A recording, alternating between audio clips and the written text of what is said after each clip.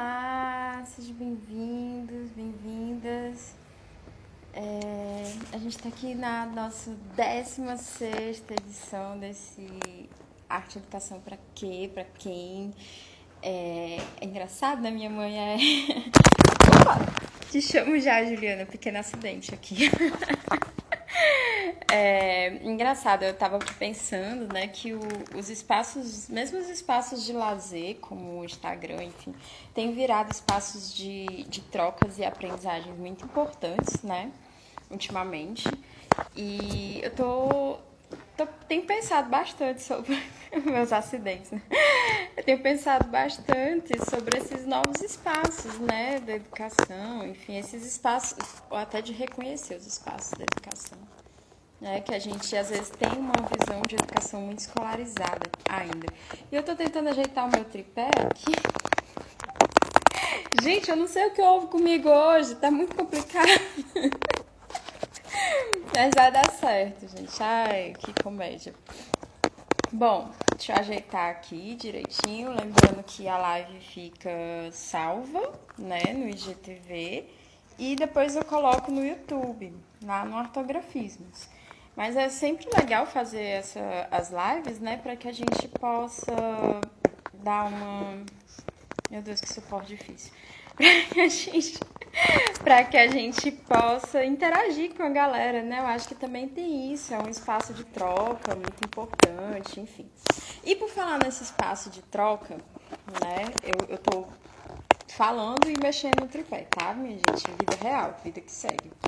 Então, agora funcionou. Tá difícil, hein, tripé?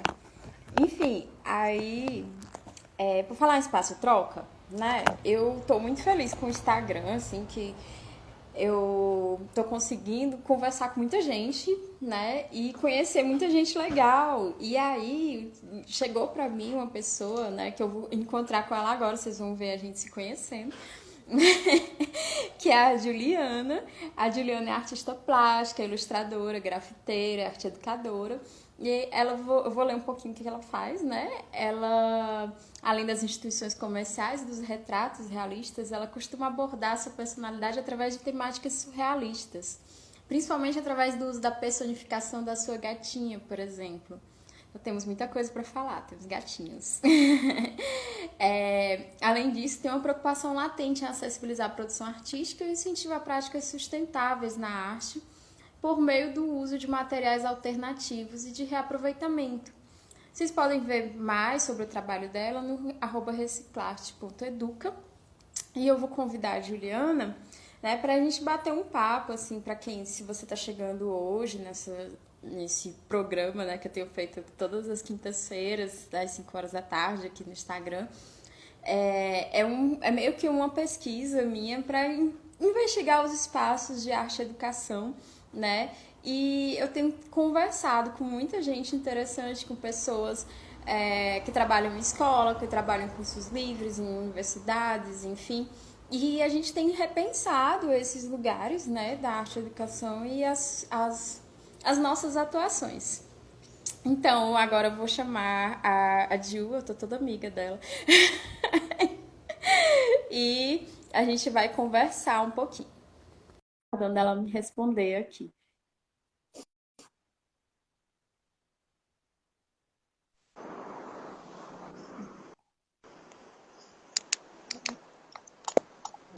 Opa, tá me escutando? Tá me escutando? Eita, eu tô de lado, calma aí, vou tentar resolver isso. Tudo bem, hoje tá a briga dos tripés. Pois é, menino. O meu tripé só funciona pra ele deitado, mas acho que aqui vai ficar. Ai, gente do céu. Pronto.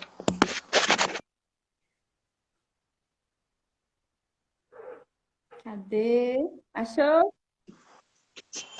Foi. Gente, ele não tá querendo ficar em pé. Tá difícil. Não é só com você, não. Calma aí, só um instantinho. Acho que agora vai. Na gambiarra. Agora que fique. Pronto.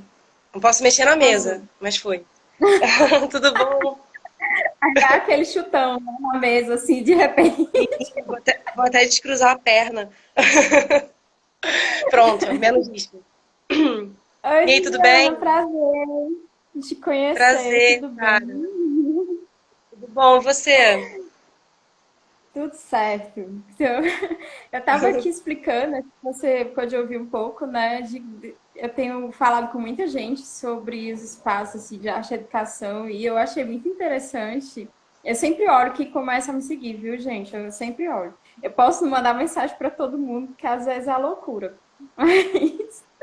Mas eu mando, eu vejo, e aí eu vi o perfil da Juliana e vi as questões com reciclagem também, né? Enfim, eu sempre me interesso quando entra outros professores, outras professoras. E aí eu pensei, tem que chamar essa menina aí para conversar comigo sobre isso. Com certeza. Aí, me conta aí de ti. Vamos ouvir mais do teu sotaque. Oi, desculpa, não escutei o final. Vamos ouvir mais do teu sotaque. Ah, você é paulista? Não, eu sou de Não, mas o seu Fortaleza. prefixo era 11. Eu pensei, gente, meu sotaque não bate com São Paulo. Sou Você é da mais onde? uma daquelas pessoas que moram em São Paulo e não são de São Paulo. Tá tudo bem, ok. Então, mas você é da onde? Você é Sou de Nordeste. Fortaleza. Ai, muito bom. Olha que terra boa, cara. Tem uma família aí, família muito boa. Massa. Mas e aí, me conta de ti, assim, tu é formado em artes, tu teve contato com artes como é que tu entrou nesse mundo, assim? Eu li um pouquinho aqui, aí tu disse artista plástica, grafiteira, arte educadora, e como foi que tu chegou nesse lugar? Bom, provavelmente essa pessoa não está me assistindo agora, mas teve uma pessoa que teve influência direta nessa decisão, que é a Mariana Reveles. Algumas das pessoas que estão online conhecem ela. Eu não acreditei que fosse possível viver de arte. E os meus primeiros trabalhos com arte e educação foram nos projetos da Mari, que eram os projetos de pintura, então eu consegui aprender um pouco, né, sobre como é que funciona, né, o trabalho do arte educador dentro dos projetos, né? Depois é que eu fui fazer a faculdade de Belas Artes, antes eu cheguei a passar pela Escola de Artes Visuais do Parque Lage. É, mas assim, a carreira como arte educadora começou em 2012, antes mesmo. Ai, meu Deus! Aí eu falei que eu não podia mexer na mesa. Dei um chutão. É... Foi.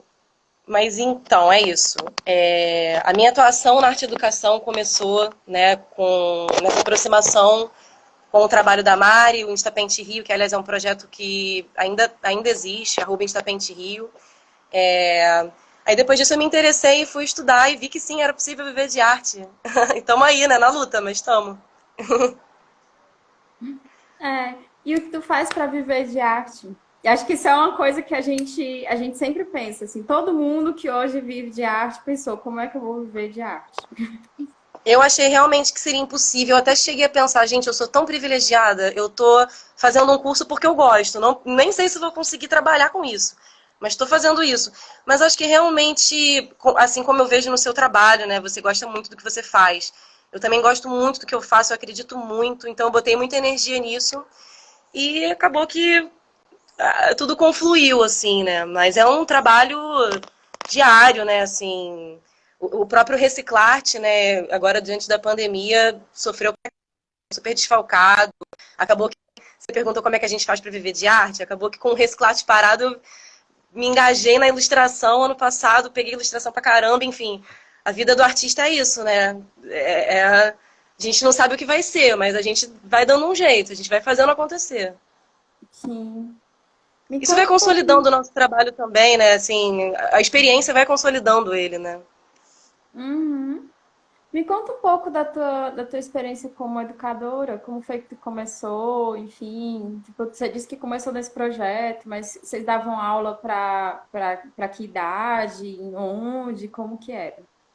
Então, como eu falei, né? A Mari me ensinou muito sobre projeto, né? E ela é uma pessoa com uma mente muito empreendedora. Eu deveria ter um pouquinho mais, mas eu sempre quis fazer as minhas ideias acontecerem. Então, eu sempre tive correndo atrás das pessoas que estavam fazendo mais ou menos a mesma coisa que eu, entendeu? E o Reciclarte, na verdade, para ser muito sincera com você, Eu acredito que o Reciclarte tenha nascido mesmo, assim, quando eu tinha, sei lá, acho que uns 15, 14 anos, eu vi pela primeira vez aquele papel do tempo de decomposição das coisas, sabe?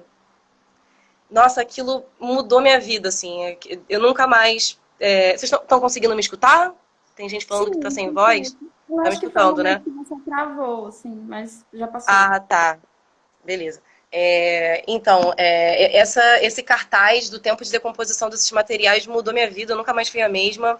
Eu já gostava de arte, né? Mas era uma coisa, como eu falei, né? Era um hobby, eu não imaginei que fosse possível viver disso, né?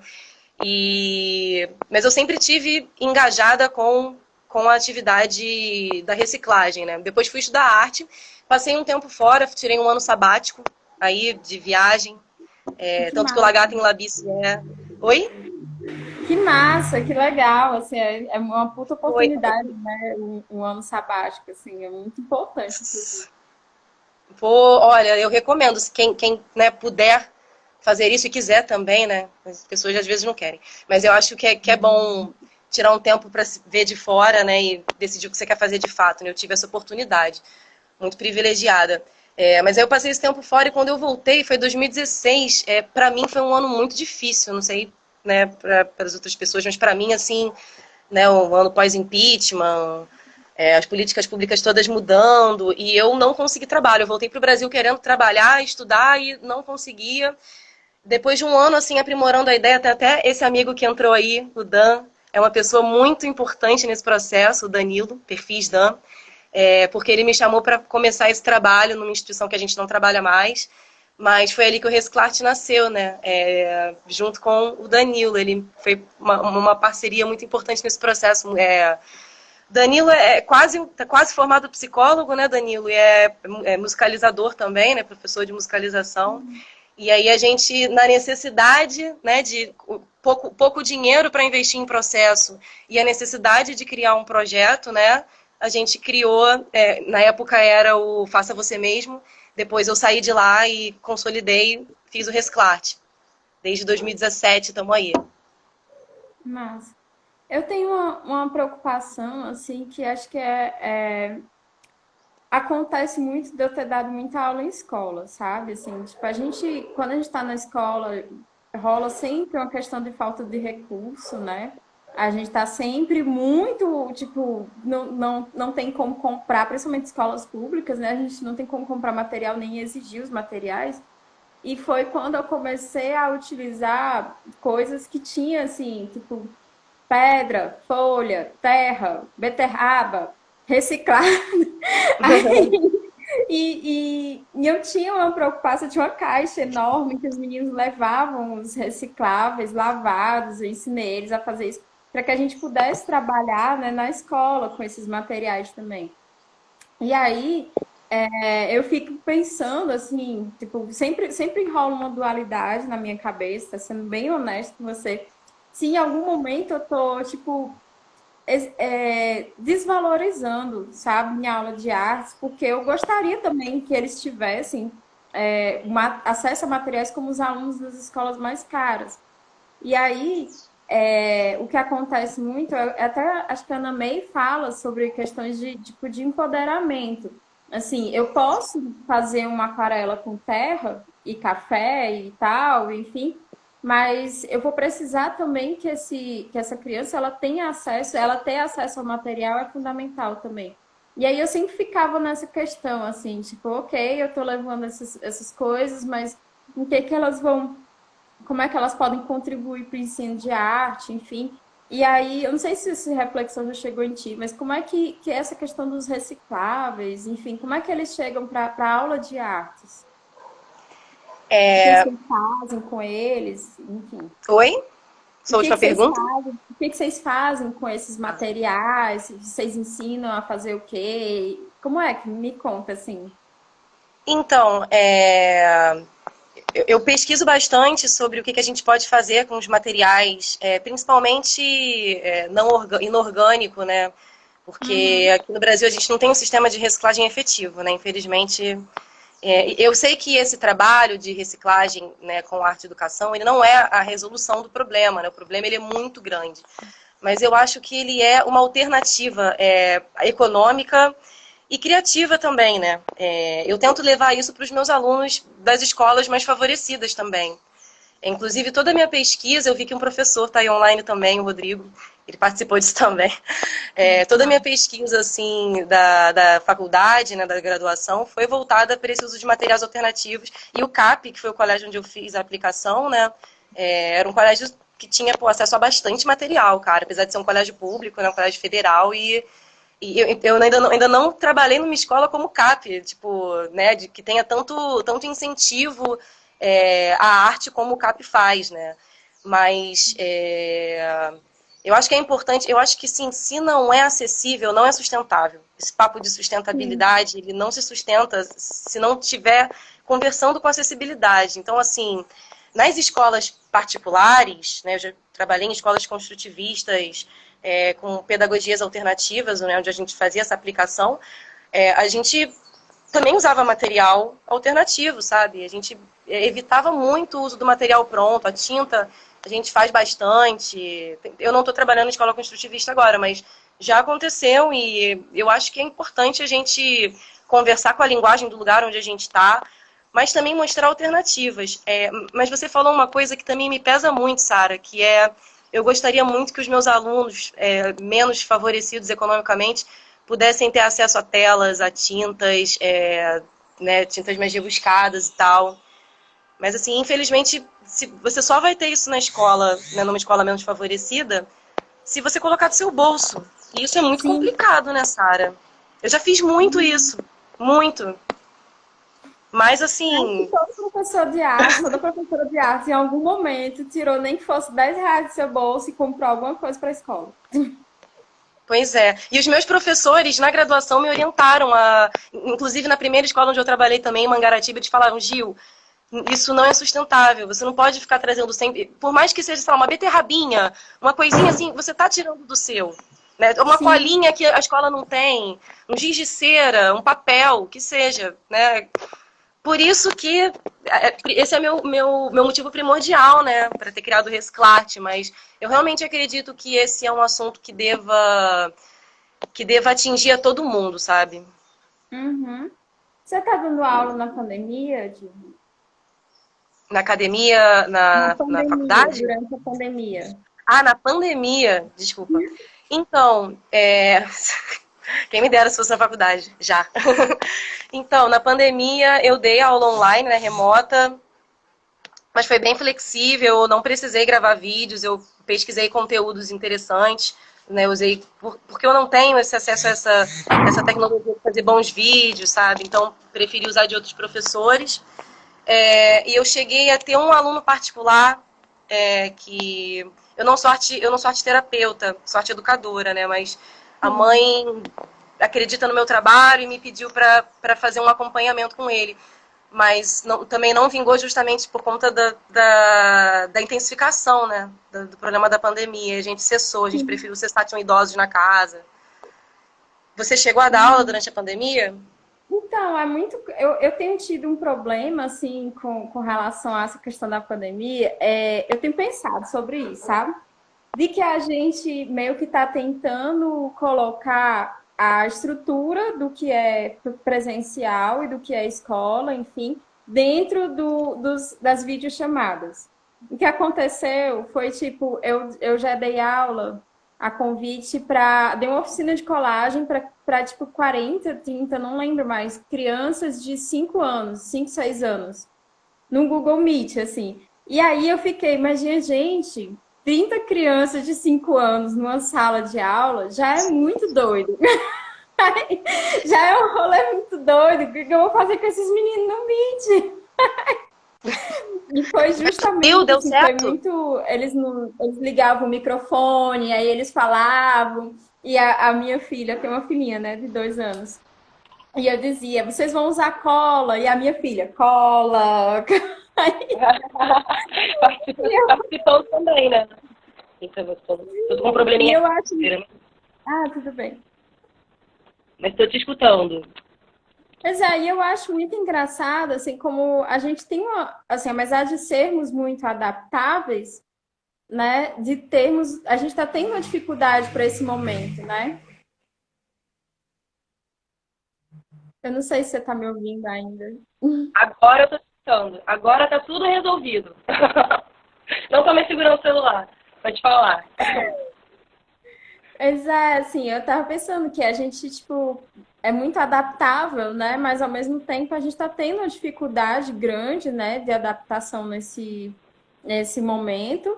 E tem essa questão de transferir para o virtual uma coisa que é típica do presencial, né? E aí uma das coisas que ficam difíceis, né, também foi a questão de material para aula de artes. Eu tenho escutado muita gente falando assim que, tipo, se eu não tinha tinta na escola, como é que eu vou ter na casa dessa criança, sabe? E aí eu acho que teu trabalho entra também de uma maneira muito positiva nisso, assim, da gente, ok, você não tem tinta, mas não sei se tu trabalha com isso, mas você tem outros objetos, você tem café, você tem outros papéis, você tem lápis, enfim, e isso eu acho que enriquece, né, que a gente consiga trabalhar de uma maneira mais acessível, porque eu também tenho essa preocupação com a acessibilidade, de tipo, se eu não estou conseguindo, se eu não consigo dar aula para todo mundo, como é que eu vou fazer? Qual o sentido de eu estar sendo educadora, né? Concordo. Pois é.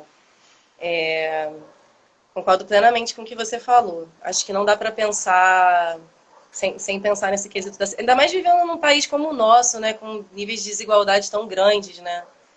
Isso é muito importante. Sim. E assim, eu costumo falar para os meus alunos, né?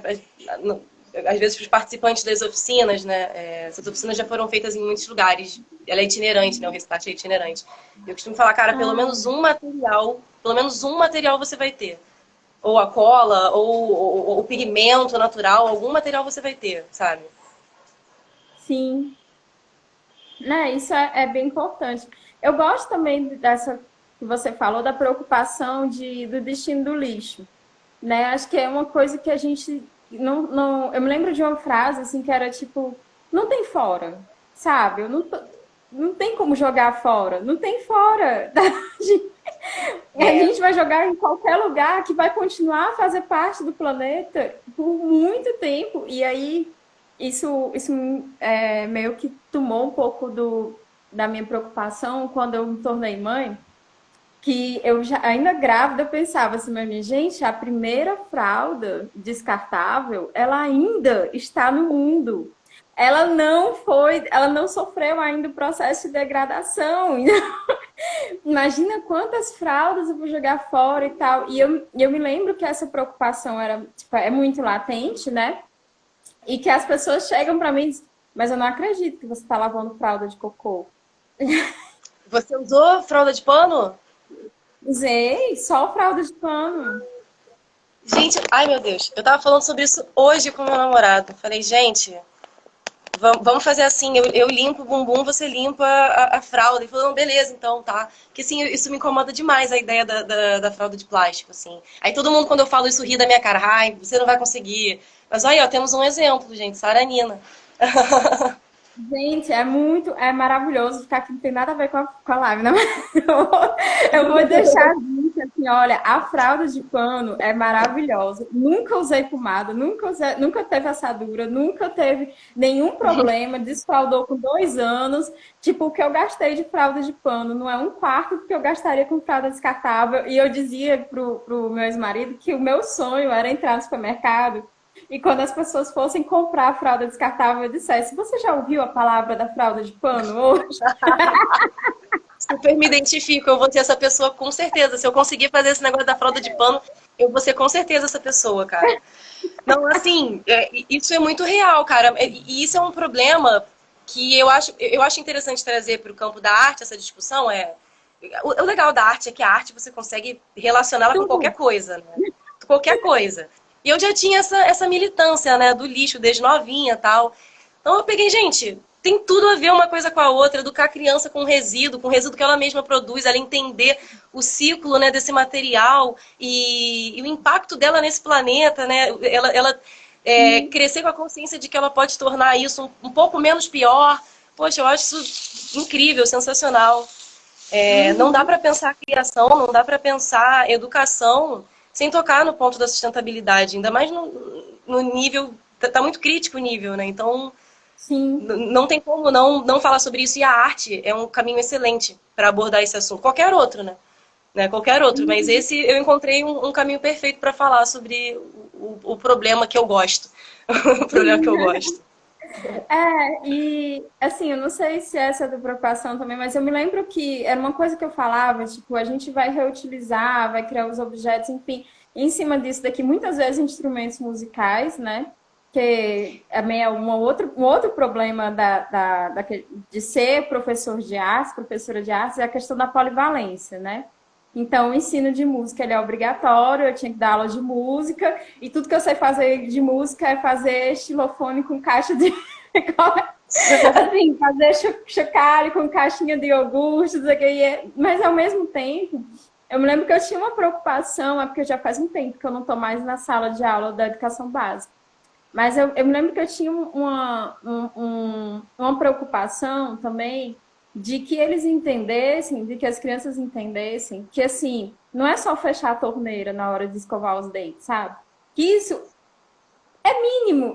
Assim, é tipo, isso não diz fechar a torneira na hora que você está escovando os dentes, não é o equivalente a produzir, por exemplo, 1 quilo de carne, né? Não é o que vai ser jogado fora, inclusive, porque nós produzimos muito mais do que consumimos.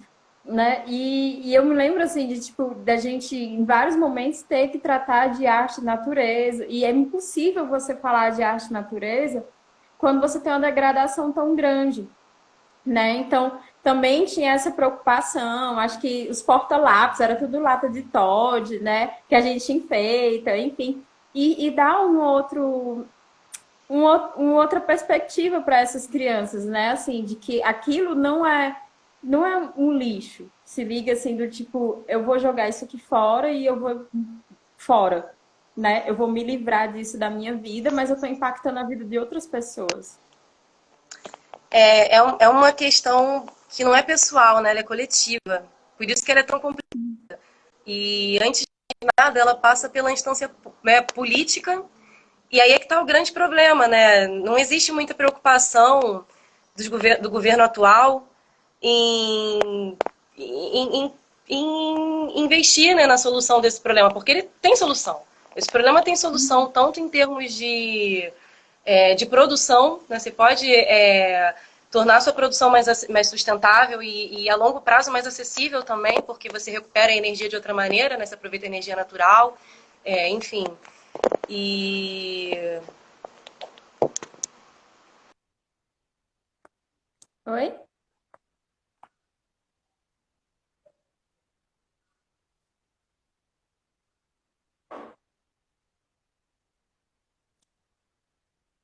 Eu acho que a Gil falhou um pouco aqui a internet dela. Vamos esperar ela reaparecer. Oi. Travou um pouco você. estão me escutando? Perdeu a Sim, conexão ou eu continuo? Perdeu? Ah, pode tá. Gente, continuar. desculpa. É que aqui eu moro num lugar, dá pra ver, né? Aqui a Sim, internet é meio complicada. Acho que eu tava falando, desculpa. Tentei resolver com o problema, até me perdi. deixa eu ver se eu me Sobre a lembro. questão da produção. Sim, exatamente. Né? A Dessa questão disso ser produção tá mais acessível.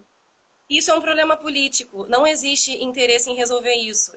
Como é que poderiam resolver? Poderiam melhorar essa questão, né, na produção e, primordialmente, trabalhar na base, trabalhar na educação. Esse é o tipo de coisa que deveria ser ensinado na escola, assim como várias outras coisas que não são.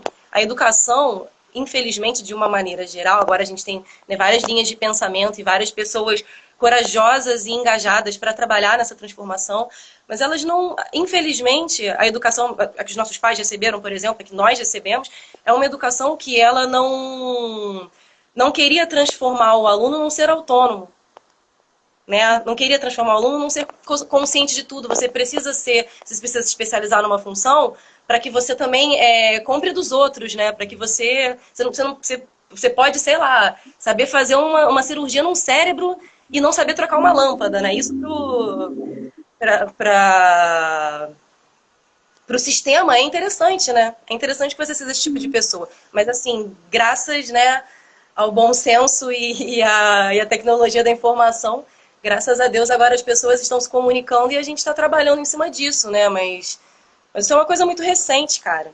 Assim, isso, Sim, você só vai verdade. ver isso instalado mesmo nessas novas consciências. Na sua filha, por exemplo, provavelmente ela já vai crescer com isso assim, assentado, né? Pra gente não, pra gente é mais difícil aprender isso, né? Como é que você vai ensinar pra uma pessoa de 30 anos que nunca fez reciclagem, que ela precisa botar só dois lixos, um para orgânico e outro para inorgânico, e descobrir qual o dia que o caminhão passa. Eu também não estou levando em consideração que existem alguns lugares que esse caminhão não passa, né? Esse caminhão da Sim, ele não reciclagem. tá. Ele existe aqui no Rio de Janeiro, se você liga para um 741, né? Agora eu não lembro o nome. Eu sei que tem um 746. Um 746, eu acho. Se você ligar para esse número, ou então se você entrar no site, você descobre, né, os dias em que o caminhão passa na sua casa. Mas eu imagino que em alguns lugares ele não seja tão assertivo, sabe? Mas assim, Sim. é um problema estrutural. É isso. É. Mas ao mesmo tempo você cria a necessidade, né, Gil? Assim, porque, por exemplo, tipo, acho que a gente pode colocar por aí o aumento das pessoas com filosofia veganismo, né? O aumento de pessoas veganas levou a Burger King a produzir um sanduíche vegano, entende? Então, acho que tem também uma coisa de demanda, assim, que, tipo, eu tenho que mostrar que eu preciso, tipo, de uma reciclagem, de uma coleta de recicláveis, né, na minha cidade, para que isso surja, mesmo que seja forçando a barra também, sabe? Acho que tem isso de você também se colocar, já que a gente tem tanto uma lógica de consumo, né? De você entender que, tipo, existe uma necessidade do meu consumidor de que esse caminhão passe pelo menos uma vez na semana. Porque isso a gente já tem em outros países também, né? E eu estava aqui pensando, também já mudando um pouquinho de assunto, como é que isso impacta, como é que toda essa reflexão impacta na tua criação artística? Porque tu também é artista, é ilustradora, como é que isso, de alguma maneira, influencia para ti? Essa questão da reciclagem, você diz? Sim, Ou da educação? Da da reciclagem? reciclagem. Olha, ai, gente, simples, né? Olha, na minha produção eu posso dizer que sim, mas mais em termos de técnica. Eu ainda não Uhum. encontrei uma questão conceitual nessa minha história com a reciclagem, né? Pelo menos a nível artístico. Assim, eu faço muito artesanato, fiz muito móvel da minha casa, assim, reciclado, mas tipo arte, né? Criação artística. Por exemplo, eu gosto de trabalhar com uma técnica que é colagem com um mosaico de papel de revista. E eu Sim. tá ligada? Conhece essa técnica? Adoro trabalhar lá na escola também. Né? Saem umas coisas lindas. E é super econômico, você não gasta nada. Dá até para, inclusive, fazer a cola, né? Mas, enfim, por exemplo, uma técnica que eu uso no meu trabalho, mas é uma técnica super demorada que eu não tenho tempo de ficar produzindo o tempo inteiro. Então, eu ainda não encontrei uma maneira, né, de dar seguimento a essa série, né, de estar trabalhando constantemente nela e de criar um conceito em cima disso.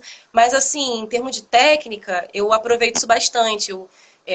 Nesse momento, eu estou muito viciada em aquarela. Estou amarradona em aquarela. Eu quero muito estudar possibilidades, né? Eu já faço alguns pigmentos com os meus alunos, mas eu quero estudar possibilidades de deixar essa tinta mais pura, né? E mais própria para o uso profissional, né? Artístico. Enfim, então não dá para dizer que não está, né, desassociado dessa ideia da Uhum. reciclagem, né? Na verdade, eu penso muito nisso o tempo inteiro, é automático, assim, tirar o lacre da garrafinha de plástico. Eu sou a chata do rolê da reciclagem, sabe? Mas a galera já está acostumada porque tem muito tempo que eu sou assim. Sim. Eu não sei se tu conhece, tem uma artista, acho que ela é de Pernambuco, a Ianá, ela faz geotintas. Ela faz tinta com terra, então ela faz até grafite, todo o trabalho dela é baseado é todo em geotintas. E eu acho que Caramba. ela vive dessas geotintas, inclusive. É bem legal. Depois eu posso te mostrar, enfim. Ai, manda sim. Eu sigo um cara, ainda mais sendo uma mulher, melhor ainda, me manda essa Uma referência assim. mulher preta, Isso aí, nordestina. manda, manda. Manda as referências. Eu conheço um rapaz, ele é nordestino também. Eu acho que ele é nordestino, John. Não, mentira, ele não é nordestino, não é porque ele é viajeiro. Ele é rodado, mas ele não é nordestino, não. Ele é. Tá lá em cima. Só um instantinho, tá lá em cima. Ele é do Espírito Santo, mas ele também é rodado. Estava vivendo em Brasília, enfim. Esse rapaz, John Bermond, ele tem uma investigação em que é uma super.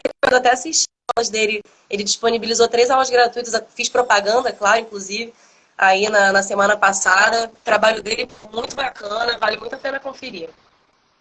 Com pigmentos naturais, né? Que tá dizendo. Ele é ilustrador também. Ele trabalha nessa temática, né, do natural, do meio ambiente.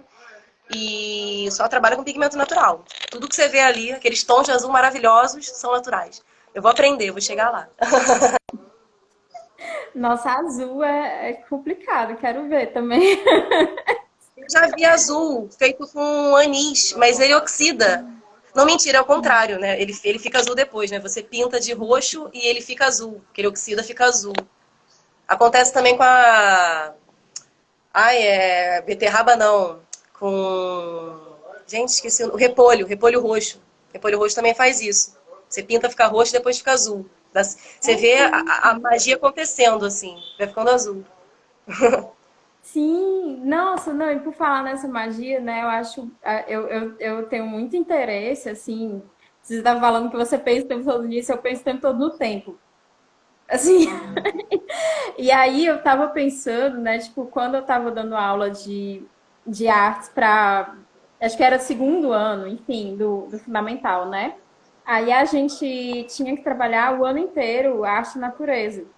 E eu me lembro que eu pensava assim, do tipo, eu não tenho como trabalhar arte e natureza sem trabalhar tempo, né? Porque existe um tempo de espera, um tempo de recuperação, existe um ciclo, existe uma série de coisas, o tempo de degradar, né? Enfim. E a gente fez uma série de experiências, né? Porque muitas vezes a gente fica meio preso com a questão do ensino de artes, como se eu devesse usar material só giz de cera e guache, né? Mas, por exemplo, uma das coisas que a gente fez foi plantar um jardim na escola e planejar onde ficaria cada cor das flores quando elas viessem a florescer. Esses são projetos de longo tempo, né? Assim, tipo, exige uma dedicação, mas que quando você tem, tipo, 6, 7 anos, né, que era a idade deles, é um tempo que conta ainda mais, né? Porque pra gente, assim, tipo, 2 dias é nada. É verdade. Mas para eles, todo o preparo de terra, de plantar, de regar todos os dias e tal, e de ver a pintura, né, acontecendo, porque é uma pintura, assim, as cores, onde ficavam os girassóis, onde ficavam as florzinhas roxas, onde ficavam as rosas, enfim. E eu acho que tem uma coisa muito conectada, né, assim, de você esperar, enfim. E não era, é doido isso, mas era, eu dava aula, não era uma escola construtivista, era uma escola militar. Mas, Caramba, que mas eu coisa. acho que tinha escrito assim na fachada, ó, menos palavras e mais trabalho. E, E eu pensava assim nossa, eu preciso de alguma maneira fazer diferença, né, na vida dessas pessoas que estão passando por essa escola, dessas crianças, desses adolescentes que estão passando por essa escola. E eu acho que a gente tem, sei lá, assim, eu estou falando um monte, mas eu quero, na verdade, te ouvir. De qual o papel, né? Assim, como é que tu se sente quanto professora de artes, tipo, de responsabilidade no mundo, sabe? Na educação em geral. Como é que tu se sente assim já que foi o que tu escolheu para tua vida? Cara, uma vez eu escutei de uma aluna, eu achei isso tão sensível. Era uma aluna do Fundamental 1. ela falou assim, ai, professora, a aula de artes é um respiro. Eu achei aquilo tão lindo, tão poético, aquilo nunca mais saiu da minha cabeça. Eu devo pensar nisso, sei lá, volta e meia eu lembro disso, falo nisso. E é isso, acho que a nossa responsabilidade é muito grande, porque é uma disciplina que não tem como estar desassociada da criticidade, né? Uhum. Então, eu acho que, assim, o professor de artes, e fora que ele tem, né, meios de se aproximar, né, dos alunos, que eu acho que os outros professores talvez, né, não tenham, né? Coitados. Sim. A gente é muito. A gente tem muita artimanha ali, né? Então, assim, professor de artes no Brasil, inevitavelmente tem um posicionamento, né? A arte ela não é uma coisa permanente, uma ideia única e absoluta, né? E eu acho que por ela ser de natureza sensível e crítica, não tem como a gente acabar, mesmo sem querer, não influenciando os nossos alunos, assim, né? É uma Sim. disciplina que dá muito poder para a gente, eu acredito. Eu vejo, assim, os professores de educação física e de educação artística costumam, assim, não sei se é uma impressão errada minha, eu não sou professora há tantos anos, mas costumam ser os professores, assim, que, pô, mais poder tem na mão, pelo que eu vejo, cara. Porque são as aulas que a galera mais gosta, de uma maneira geral, sabe? Então, Uhum. maior responsa, assim. Todo É, professor, na verdade, né? Coitado. Coitado do professor, da professora. a Bruna está dizendo, eu acredito que a arte é um encontro na vida, as crianças precisam estar em contato, sim. Eu estava lembrando também que tu falasse do professor de educação física, né? E eu dava aula no pro ensino médio, e aí eu sempre entrava, sempre que tinha a questão da reunião de professores, enfim, alguém vinha dizendo assim, mas fulaninho é muito impossível. Cicrano é uma benção, não sei quem, tipo, criticando, né, os meninos, assim, ele é muito danado, ele não faz nada que eu mando, não sei o quê. E ficava eu e o professor de educação física. Nossa, ele é meu melhor aluno. Isso é muito doido, é sempre assim. Isso é muito real. Cara, eu tô vendo isso. Você tocou no assunto, eu lembrei aqui, né? Você falou sobre a educação na pandemia. Eu entrei numa escola no início do ano e eu tive muito pouco contato com os meus alunos. Não foi nem 2 meses que a gente ficou junto. E só que a gente, tem aqueles alunos assim que você vê que são um pouco mais sensíveis, né? É, tem uma abertura maior para esses assuntos e foi muito louco porque esses assuntos, esses alunos em que eu mais assim, caramba, essa pessoa é crítica, essa pessoa é sensível, foram as pessoas que menos param das aulas, menos. E assim, na hora de avaliar, eu com certeza levei isso em consideração. Eu lembrei de como eles eram em sala de aula, sabe?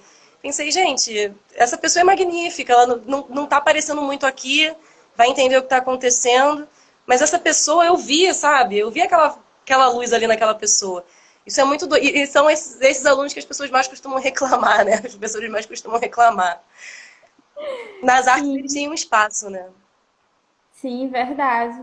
E já que tu falou de avaliação, assim, só também é uma curiosidade minha, como é que você costumava fazer sua avaliação da disciplina de arte? Porque isso parece meio solto, né? Assim, cada lugar, cada pessoa inventa uma avaliação, o que a gente não tem muito um padrão, o que pode ser muito bom também, Nenhum, né? né? E eu, sinceramente, acho isso ótimo, vou ser sincera. Eu acho isso ótimo, sabe? Não é à toa que, assim, eu acho que é uma característica muito, muito pessoal mesmo, assim. Me sinto abençoada por poder ser esse tipo de professora, juro pra você, cara.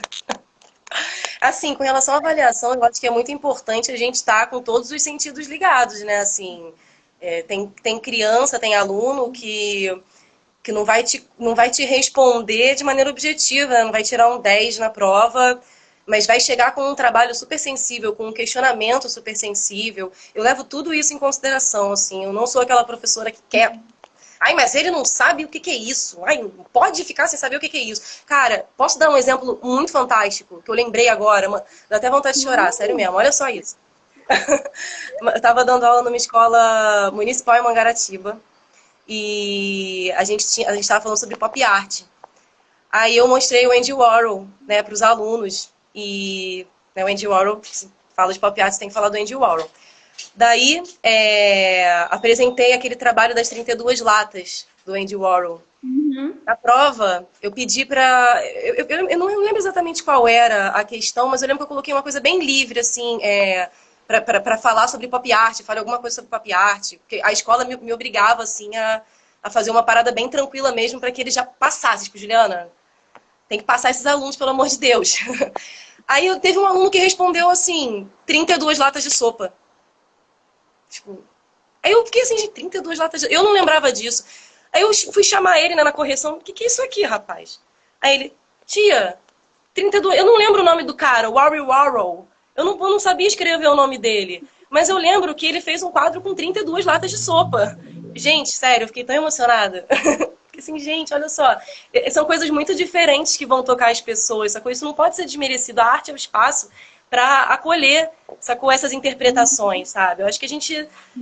eu tô dando aula de história da arte, tô tendo que ser um pouquinho mais rigorosa, mas eu tento, sabe, trazer pra antropologia, trazer pra realidade, porque senão não faz sentido, né, cara? O que adianta você saber escrever o nome do Andy Warhol se você não sabe o que ele fez, né? Sim. Enfim, é isso. E tu tá dando aula de história da arte como, assim? Oi? Curiosidade. Como é que é? Tu tá dando aula de história da arte onde, pra quem, como é? Eu estou dando aula de História da Arte em duas escolas. Na verdade, vou começar em uma agora, né, nesse novo ano letivo.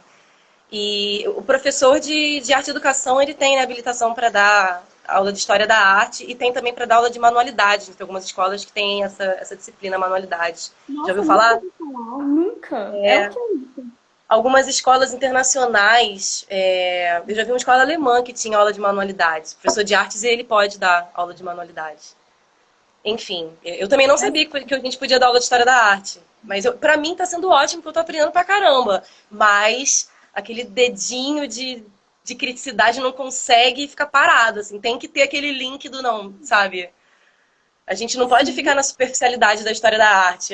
Por que o impressionismo é importante? Se você não entender o lado crítico daquilo, você...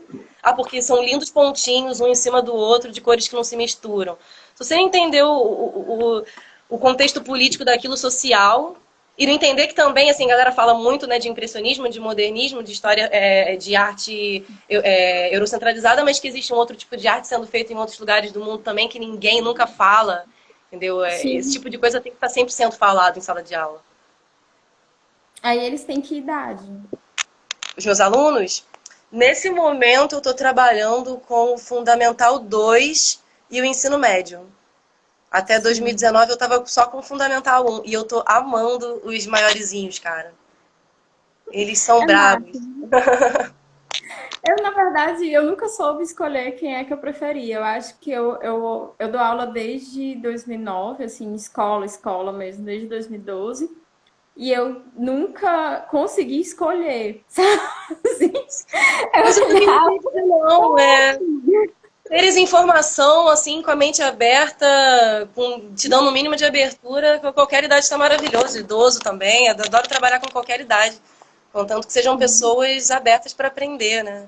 Que também é um desafio, né? Você vai entrar em escolas que vai ter gente que não vai estar aberta para aprender. E eu, sinceramente, assim, Sara, eu não forço a barra, não, cara. Eu acho que, assim, a escola é um método que não é, assim, né, assertivo, não é preciso, não agrada a todo mundo, não da mesma maneira. Então, assim, eu não levo pro lado pessoal, eu não fico chateada se não gostam da minha disciplina, sabe? Eu também não gostava de matemática, de física. Então tá tudo bem, sabe? Tento até aliviar, se eu vejo que a pessoa é educada e tal, faz algum esforço, eu tento até aliviar pro lado dela. eu É, tinha o mundo já é uma. muito difícil. Pode falar, diga. Oi? Tu falou e eu não ouvi. Falei que o mundo já é muito difícil. Para algumas pessoas, então, pô, né? É engraçado isso. Acho que às vezes a gente tinha, nessa escola que eu dava aula do ensino médio, a gente tinha alunos que trabalhavam que trabalhavam, né, durante o dia, à noite, às vezes, enfim. E aí eles sempre tinham a questão de estar dormindo, às vezes, na sala de aula, né? E aí, uma vez, a gente tinha o costume de que a coordenação assistisse às nossas aulas, para garantir a qualidade, entendeu? Hum, entendi, Aí entendi. A coordenadora assistiu minha aula junto com a outra supervisora, que é uma escola bem grande, tem no país inteiro, mas que atende periferias, né? E aí ela reclamou que eu não acordei o menino, né? Aí eu disse, ai, desculpa, eu não vou acordar, ele ficou trabalhando a noite toda. Eu Poxa, prefiro que ele durma e não me atrapalhe. caramba. Pois é, né, cara? Eu acho que a gente tem que ter um pouquinho mais de sensibilidade e, assim, um pouquinho mais de paciência para tentar entender as histórias dessas pessoas, né? É o que você falou, lembra quando você falou que aquele aluno que a galera acha mais terrível pra gente é o que mais. Então, às vezes aquele aluno que tá tocando terror, ou então que tá super recluso, ele tá vivendo alguma situação muito adversa, né? Enfim, eu tento trabalhar nessa percepção, né? Que é um campo muito íntimo, né? E complicado de entrar, mas você, como professora, você falou, já trabalhou em escolas menos favorecidas, também já deve ter visto algumas situações assim, né? Super delicadas, né? Tipo, eu já vi Sim. situações assim muito delicadas de alguns alunos, aluno que já foi. Tipo, eu vou dar um exemplo aqui de uma que eu vi muito bizarra, de aluno que a mãe tentou vender na boca de fumo, assim, em favela. Então, assim, como é que você vai julgar, assim, julgar, né? É exatamente essa palavra. Como é que você vai julgar a reação dessa criança se ela provavelmente cresceu achando que esse comportamento violento é uma coisa aceitável, normal, tolerável? Então, assim, é muito complicado, né? Uhum. Sim, Tipo, e você eu acho falou que a esse gente aluno que estava tem dormindo.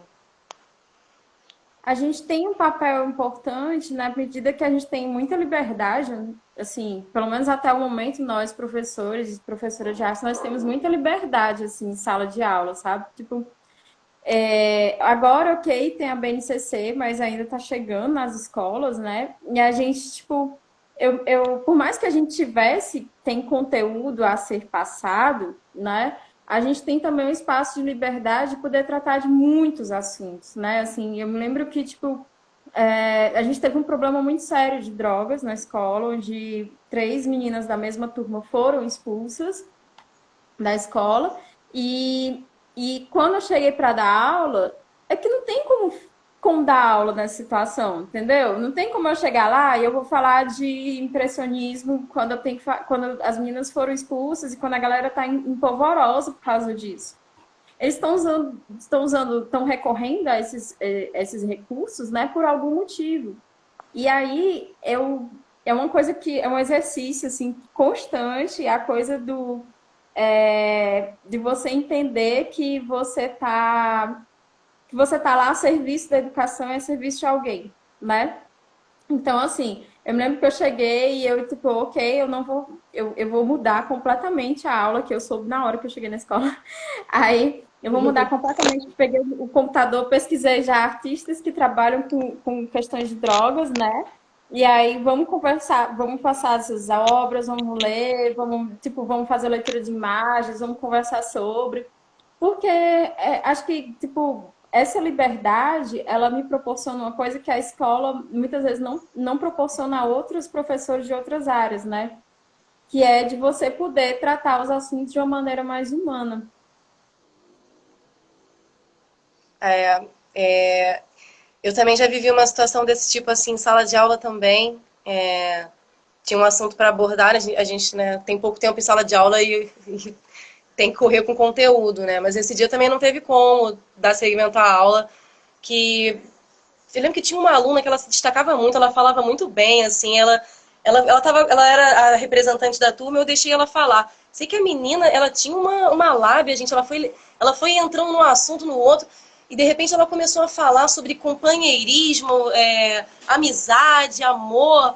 Cara, aí ela começou a falar do avô dela, que tinha morrido naquela semana.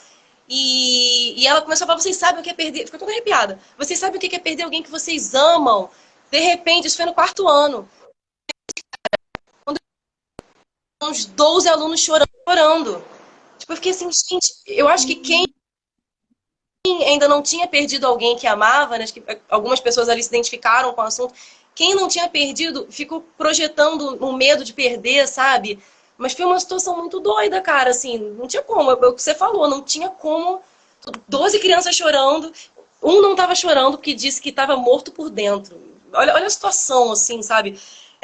Tinha que aproveitar aquele momento, era muito potente, né? A gente tinha que transformar aquela angústia ali em alguma coisa. Aí a Sim, gente, naquela hora a gente teve que, sei lá, improvisar. Eu sou professora desde 2018, é muito recente. Então eu lembro que eu fiquei assim, caramba, meio em choque. Depois eu, não, peraí, vem cá, vamos fazer uma roda. Vamos fazer uma roda. E na roda a gente já vai pensando, né? Vai criando possibilidades ali. Como é que a gente pode explorar essas ideias, pegar essas ideias e transformar em arte, né? Daí, eita, daí algumas crianças desenharam, outras escreveram cartas para pessoas que já não estavam mais aqui. Mas foi um momento tão potente, assim, tão sensível. Acho que foi muito melhor do que sim. ter dado o conteúdo da aula mesmo, sabe? Acho que ali a Uhum. gente aprendeu muito mais sobre arte do que no conteúdo corrente, né? A gente tem que aproveitar essas brechas, cara. É aí que a gente tem as maiores possibilidades de transformar, cara. Sim. E tem o motivo do conteúdo, né? Assim, isso é muito importante. Tipo, eu estou estudando pop art para saber também sobre as minhas relações de consumo, para pensar o meu consumo, para pensar a produção em massa, para pensar uma série de coisas, assim. Tipo, eu estou estudando, sei lá, eu me lembro que uma vez fui fazer a Bruna deixou um comentário que eu não li na hora, mas ela dizendo que é pedagoga e vê o professor de arte como fundamental no cotidiano das escolas. E aí eu vou alfinetar que a gente tem vários pedagogos, tinha, né, pelo menos vários pedagogos e pedagogas nas disciplinas de arte. E acontecia uma vez, uma das escolas que eu dei aula, que a gente estava trabalhando no Egito Antigo, e eram, tipo, 5 professores de artes, e todo mundo tinha que trabalhar o mesmo conteúdo, né? Porque as mesmas turmas, era uma escola enorme. Aí, aí a gente disseram assim, vamos trabalhar de antiga, a gente vai pintar os papéis de café. Aí eu, mas por quê? Para parecer papel velho. Aí eu, mas por quê? Aí você começa, né? Mas eu não tô entendendo, assim, se plantava café no Egito Antigo, se pintava com café, por que que a gente tem que botar esse café? E, e era uma questão importante, porque assim, eu disse, foi um momento que eu tive a oportunidade de falar para essas pessoas, mas a gente estuda arte não é para que pareça alguma coisa, tipo, eu não vou fazer parecer um papel antigo. Eu tenho que fazer com que a pessoa entenda o que é que, por que que ela está estudando aquilo, no que é que aquele conceito, aquela produção artística no Egito Antigo influencia na minha vida hoje, né? Então, assim, é muito além. É como você via as pessoas, é como você contava histórias, é como você. Quem merecia ter suas histórias contadas. Então, tem todo um arsenal, assim, de assuntos que merecem ser tratados, né? E que não tem. E que a gente precisa tomar esse cuidado, sabe? Então, muitas vezes, quando a gente fala, assim, do conteúdo, eu fico perguntando, sim, ok, tem um conteúdo, mas por que que a gente está passando esse conteúdo, né? Tipo, o que que eu quero fazer com isso? Exatamente. Contextualizar isso daí, né? Não é nem só tornar isso interessante, é aquilo que a gente falou, não vai ser interessante para todo mundo. Mas assim, você tem que trazer isso para a realidade. Por exemplo, eu estava falando com meu namorado.